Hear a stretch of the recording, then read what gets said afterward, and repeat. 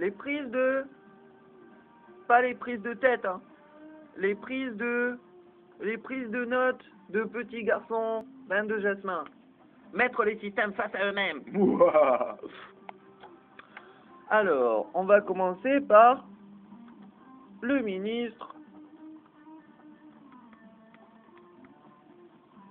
Amstram, gram, piqué, piqué, collé, gram, bourré, bourré, rataplam, Amstram, gram. Une vache qui pisse dans un tonneau, c'est rigolo, mais c'est salaud. Ah, ok. Éducation.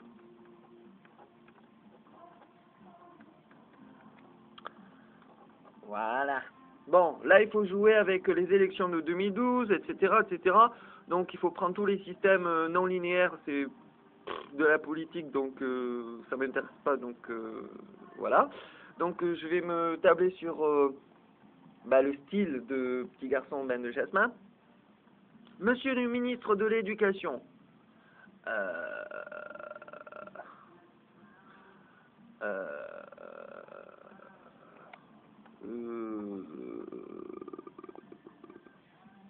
Je ne m'adresse pas aux fonctionnaires de l'État, mais à l'homme qui se cache derrière le statut de ministre.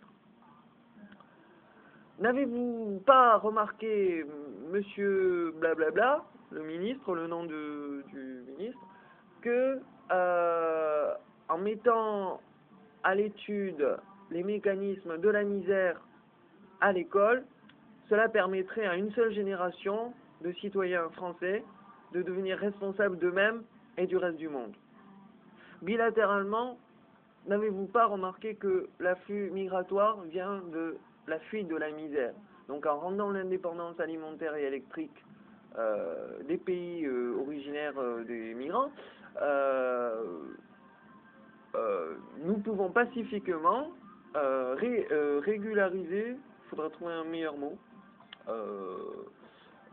le flux migratoire. La disparité des richesses entre les pays du Nord et les pays du Sud vont provoquer, lors de la deuxième crise alimentaire mondiale, une accusation internationale envers les privilégiés, qui soutiennent, lorsque ça les arrange, les révolutions, mais qui ferment les frontières après avoir promis d'accueillir 9000 Tunisiens. Il n'y a plus que 2000 Tunisiens qui ont été accueillis. Blablabla, etc. Peut-être un petit mot sur les Français que j'ai rencontrés, comme Madame Giuliani, par exemple, qui, malgré qu'elle soit fonctionnaire, comme toutes les autres fonctionnaires du ministère de l'Éducation, les salaires vont être gelés, le nombre de postes réduit, et etc., etc. Donc on fout à la rue les fonctionnaires. Voilà, qu'est-ce qu'il faudra que je parle d'autre? Oui, que je fais une grève de la faim totale, que c'est le 21/12/2012, en étroite mise en information avec la presse, les ministères des Affaires étrangères des 200 nations, les institutions comme l'ONU, mais aussi des particuliers comme M. Kofi Annan, certaines femmes africaines qui sont en montée de puissance. Hein. Donc voilà. Qu'est-ce qu'il faut que je lui dise d'autre au ministre de l'Éducation? Oui, que le mécanisme de la misère est tabou, c'est étroitement lié aux besoins inhérents d'élitisme et d'oligarchie, toute ethnie confondue.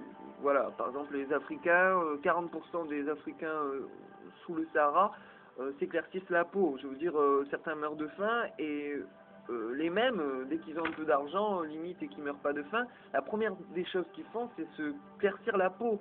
Parce qu'ils savent très bien que plus on a la peau claire et on a plus de chances de réussite. Et du coup, la famine qui côtoie des produits chimiques pour éclaircir la peau, pour moi, anthropologiquement, c'est révélateur. Donc il faudra que je place ce genre de truc dans l'éducation.